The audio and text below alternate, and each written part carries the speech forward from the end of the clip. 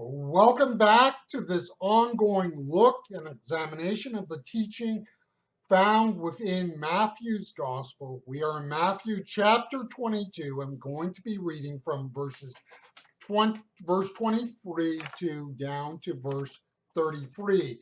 I will be reading from the New King James Version, which is in this case found in an Orthodox Study Bible. The same day the Sadducees, who say there is no resurrection, came to him and asked him, saying, Teacher, Moses said that if a man dies having no children, his brother shall marry his wife and raise up offspring for his brother. Now there were seven with us, 7 brothers. The first died after he had married, and having no offspring left his wife to his brother. Likewise the second also, and the third, even to the 7th. Last of all, the woman died also. Therefore, in the resurrection, whose wife of the 7 will she be? For they all had her. Jesus answered and said to them, You are mistaken, not knowing the Scriptures nor the power of God. For in the resurrection they neither marry nor are given in marriage, but are all angels of God in heaven. But concerning the resurrection of the dead, have you not read what was spoken to you by God, saying, I am the God of Abraham, the God of Isaac, and the God of Jacob. God is not the God of the dead, but of the living. And when the multitude heard this, they were astonished at his teaching. The Sadducees were the aristocratic party in ancient Israel. And by ancient Israel, I mean the Israel of Jesus' day. They were the people who worked with the ruling Romans. They were the ones who held power and the running of the temple.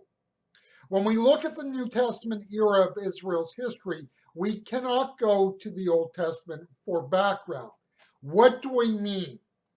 The Old Testament era represents a very different sort of running of Israel, a different sort of Judaism, as it were. The Old Testament, especially as understood by Protestants, closes with the Persian period of history in the ancient Near East. Protestants typically say that there's only the 37 books that make up the 39 books, that make up the Old Testament. Whereas if you look at some outside traditions, the Catholics and so on and so forth, there are a number of books that have kind of an uneasy relationship in the middle between the Old and New Testament, which some circles call the Apocrypha, some call by other names. And these books kind of deal with the period in between these two eras, the Old Testament and the New Testament. And so the Persian era is the era that closes what we consider the Protestant Old Testament. In the 4th century BCE, the Greeks, under the leadership of Alexander the Great, were to sweep away the Persians.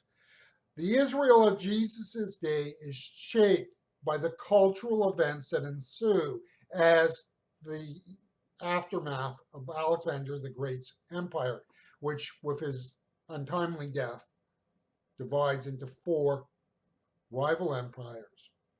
And so the Hellenistic period is the background for the New Testament era. And it is out of that era and in that era that the Sadducees emerge.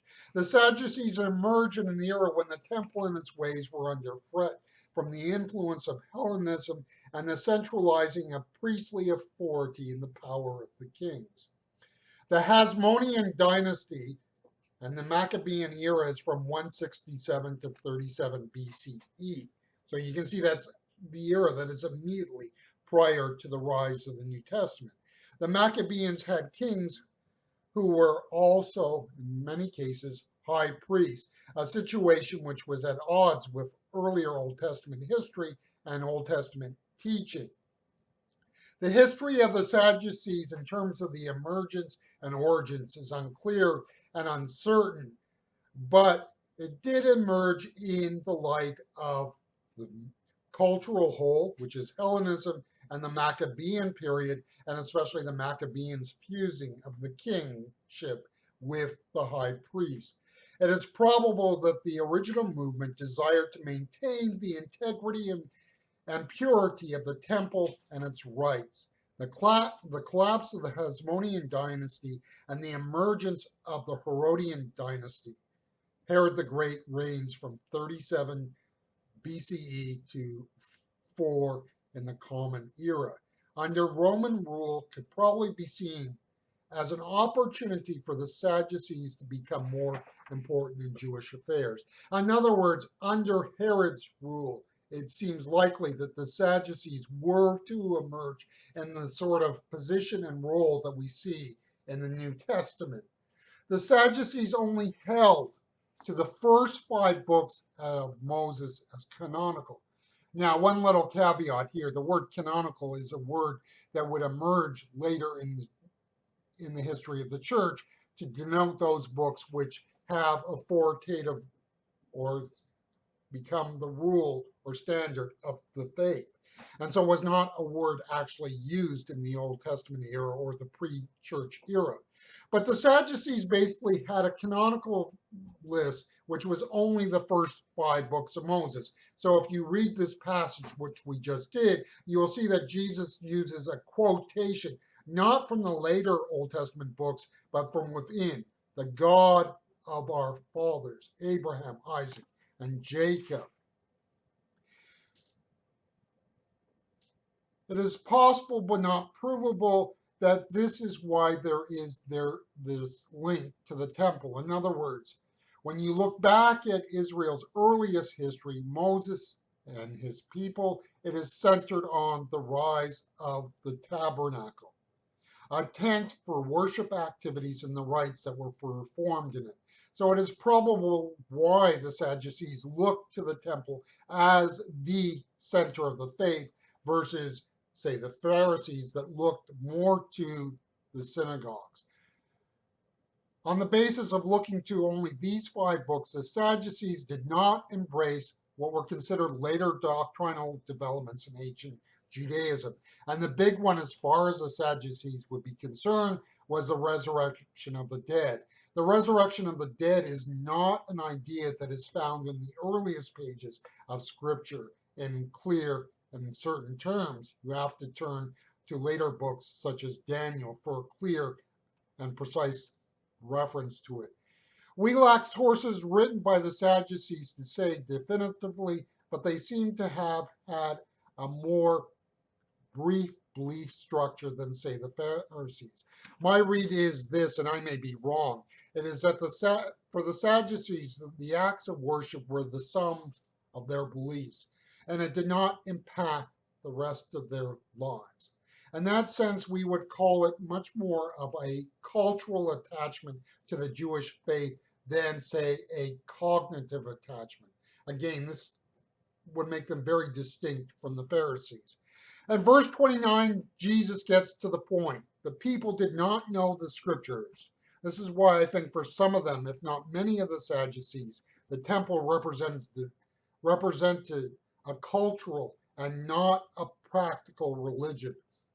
One of the things I do when I read Scripture, and this I know is very subjective, is I see present problems in the church also present in the past, that is in Scripture.